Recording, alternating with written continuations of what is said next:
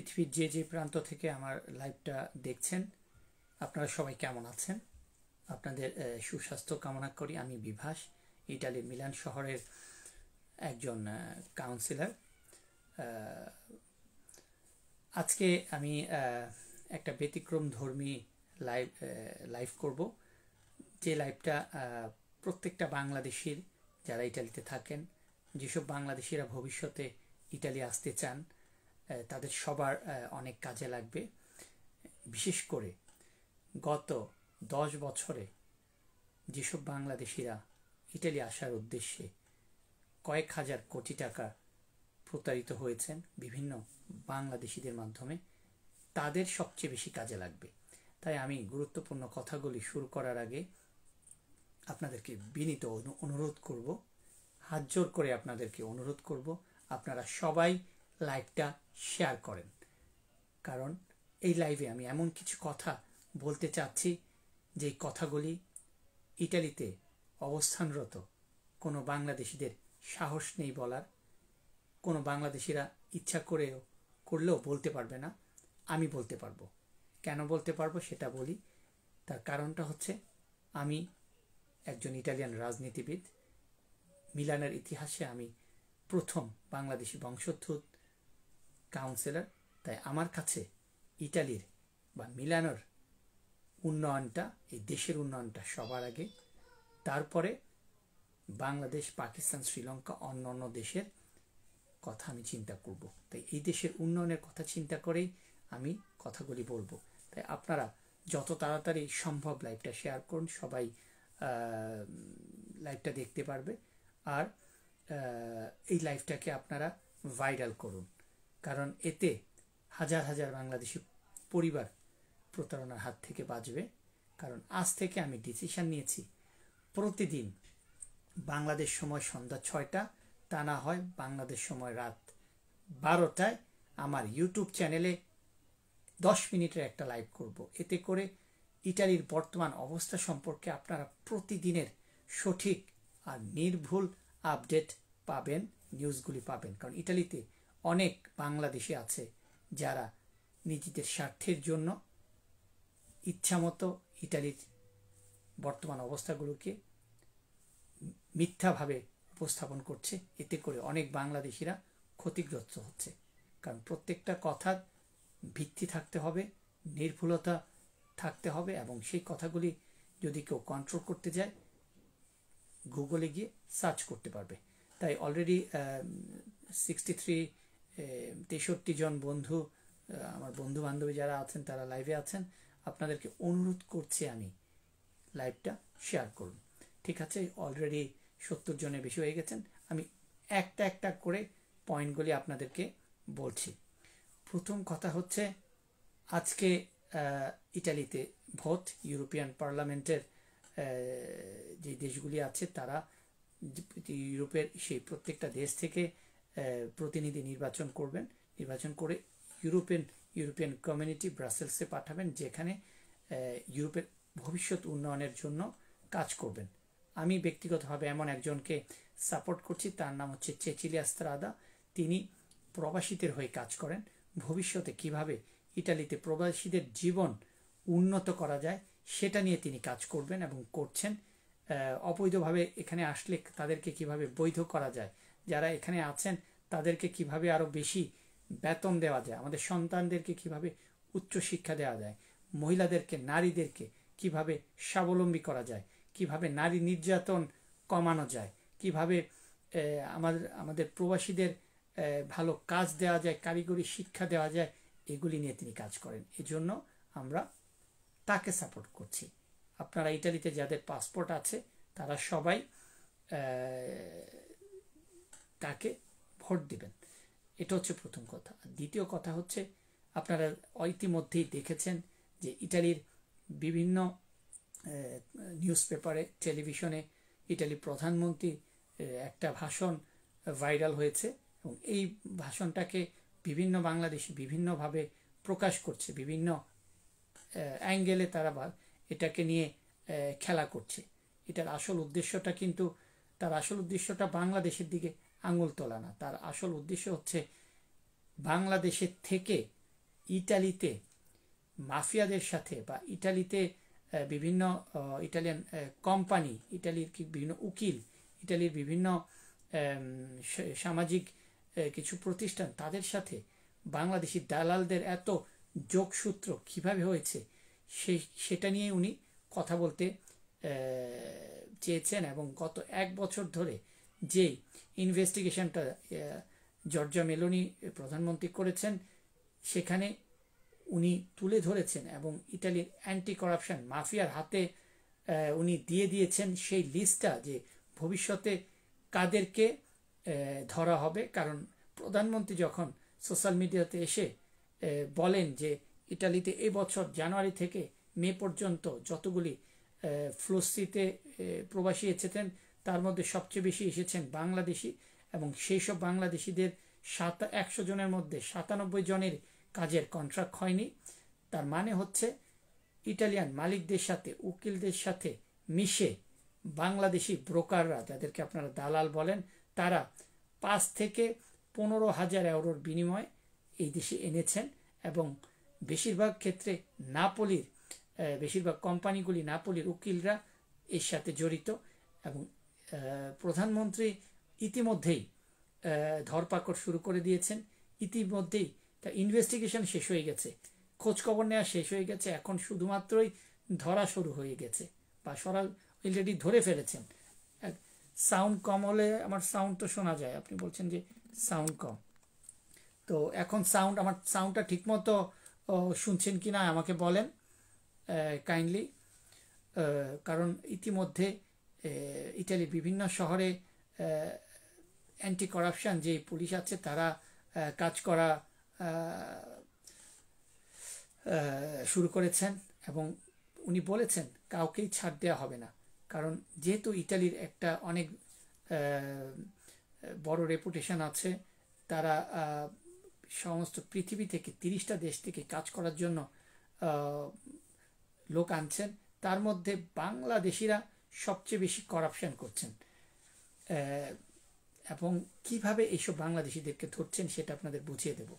প্রথম কথা হচ্ছে, ইটালিতে যখন কোনো বাংলাদেশি তার আত্মীয় স্বজনদের এদেশে আনতে চান, তারা একটা কোম্পানির সাথে চুক্তি করেন এবং সেই চুক্তির মাঝখানে থাকে একজন উকিল। তাই যেসব কোম্পানিগুলি এই দেশে লোক আনার মতো তাদের ইনকাম নেই, তারাই এগুলি বেশি করছে। এবং যেসব কোম্পানিগুলি এই দেশে তাদের কাগজপত্র নকল করে বিভিন্ন উকিলদের মাধ্যমে এই দেশে লোক আনছেন, তাদেরকে ধরছেন। ইটালিতে অলরেডি নাপোলি শহরের কিছু কোম্পানিকে কন্ট্রোল করেছেন গতকালকে, এর আগের দিন কয়েকটা উকিলকেও আইনগতভাবে নোটিশ পাঠিয়েছেন। আর এই দেশে উকিলদের শাস্তি অনেক বড়। যেই উকিল একবার এইসব, কারণ এটা মাফিয়া চক্রের কাজ, এই দেশে মানব পাচার তারা করছেন ইনডাইরেক্টলি বাংলাদেশিদের মাধ্যমে, তাদেরকে ধরা হয়েছে এবং তাদের শুধু জরিমানায় না, তাদের যত সম্পত্তি আছে সব কিছু নিয়ে যাবে। এর সাথে তাদের চিরজীবনের জন্য তারা আর ওকালতি করতে পারবেন না।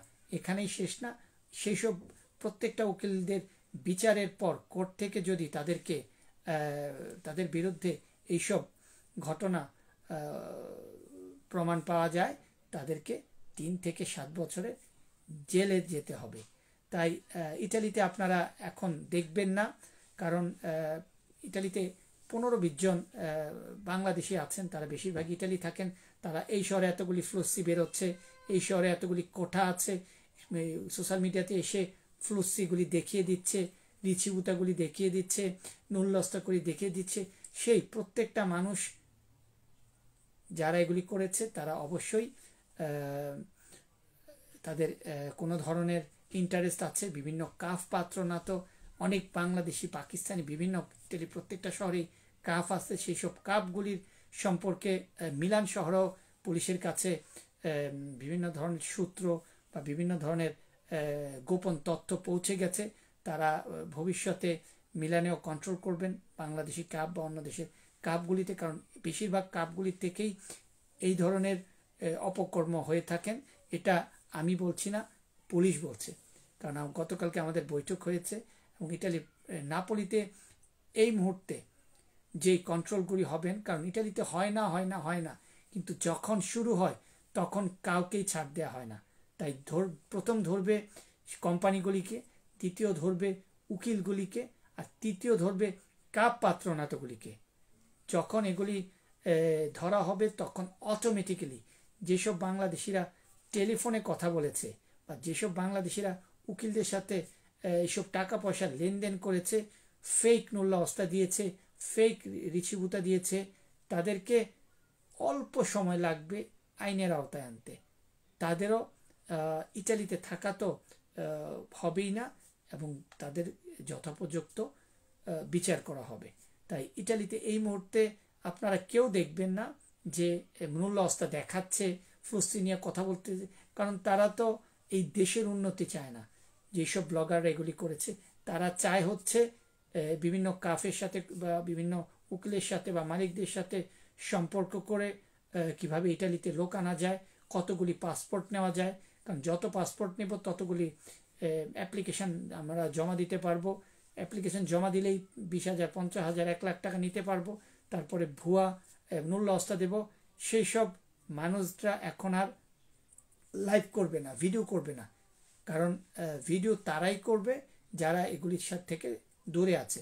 তাই আমি যেহেতু মিলান শহরের একজন কাউন্সিলর, ইটালির মূলধারার একজন রাজনীতিবিদ, এই দেশের উন্নতি, দেশের আইন প্রতি মুহূর্তে মেনে আমাকে চলতে হয়।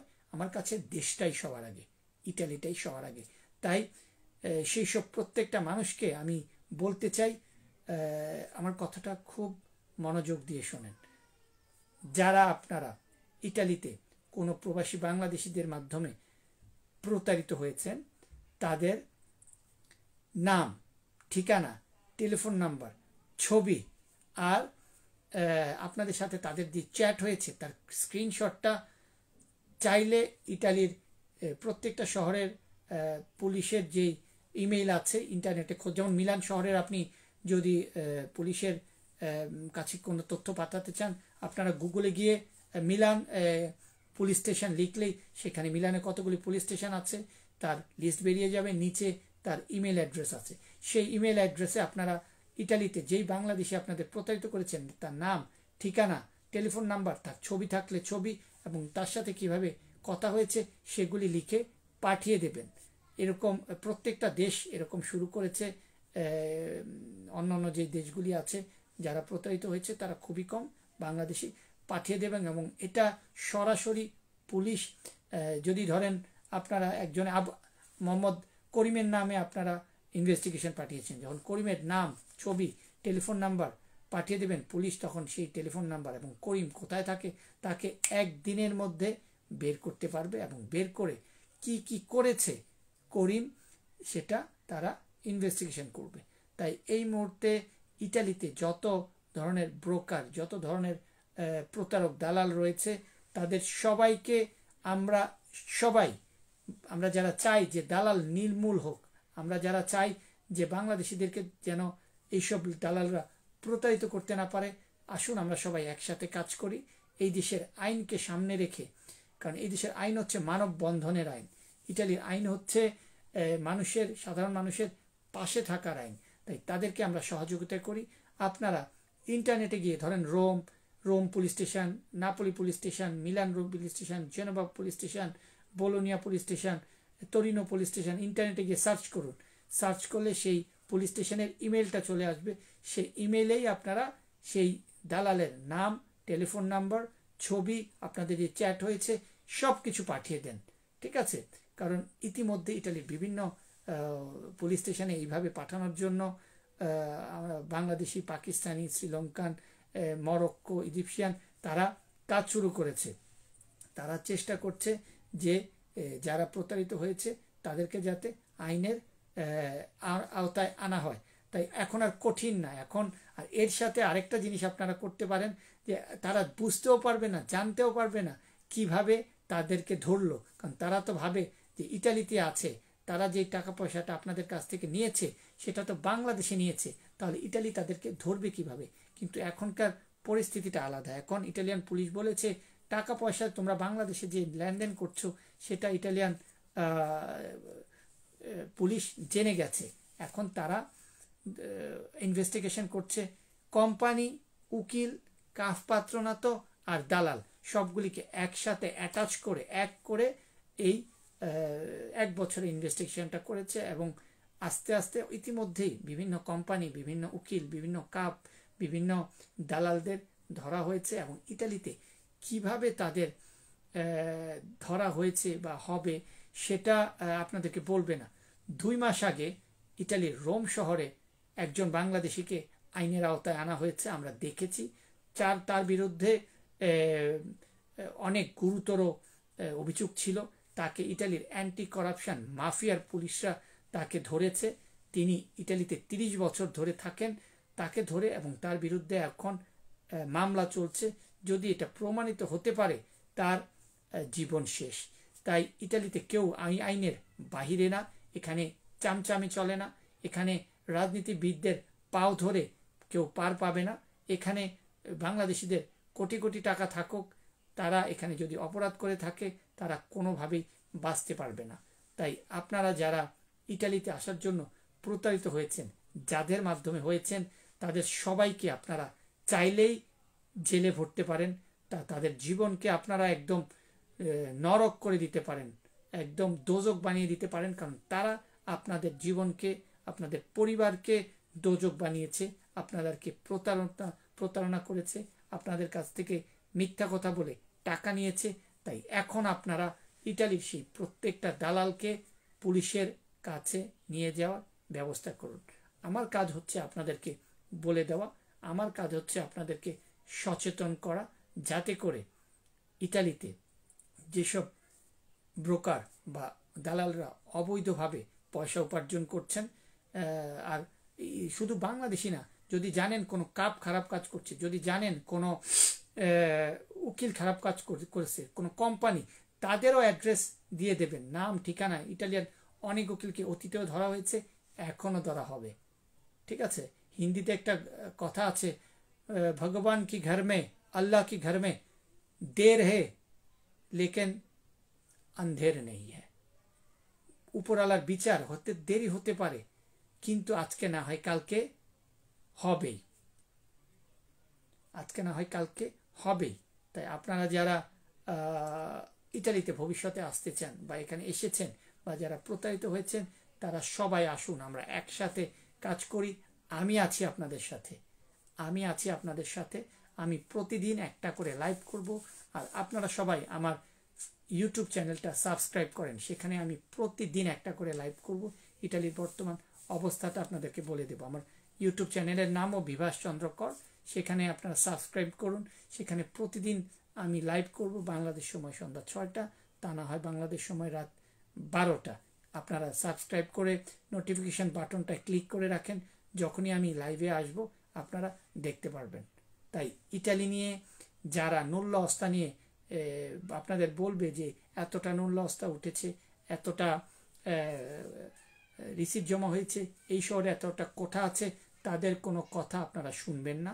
তারা বেশিরভাগ মানুষগুলি এইসব, এখন তারা সেই সাহস তাদের নেই, এখন আর তারা গর্তে ঢুকে গেছে, তারা এখন লুকিয়ে আছে, তারা কেউ এখন আর ভিডিও করবে না, কারণ তাদের স্বার্থই হচ্ছে কোনো কাফ বা কোনো উকিল বা কোনো ইটালিয়ানদের সাথে এক হয়ে আপনাদেরকে এই দেশে আনার জন্য লোভ দেখানো, আপনাদের কাছ থেকে পাসপোর্ট নিয়ে পয়সা ইনকাম করা, প্রতারণা করা। এখন তাদের কাউকে আপনারা দেখবেন না। ইটালি সম্পর্কে কিছু জানতে হলে গুগলে গিয়ে সার্চ করুন। ভালো থাকেন সবাইকে, আপনাদের সুস্বাস্থ্য কামনা করছি। ইটালি দীর্ঘজীবী হোক, বাংলাদেশের মানুষ যেন ভালো থাকে। ধন্যবাদ সবাইকে।